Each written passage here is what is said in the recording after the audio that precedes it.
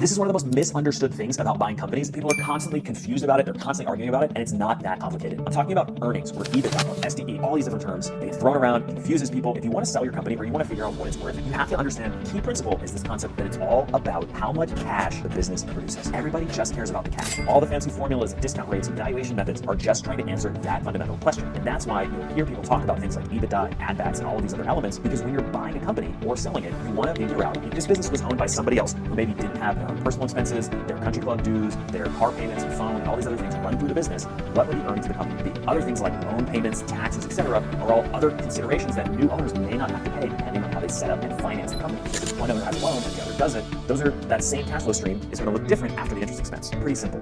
What you're trying to solve for is how much cash does the business create? To cut through the noise and all the confusion around valuation, come back to the cash. You want more tips and strategies for how to think about cash flow, valuing, buying, and selling companies? Sign up for my free newsletter, The Deal Master Insider. The link to join is in my bio.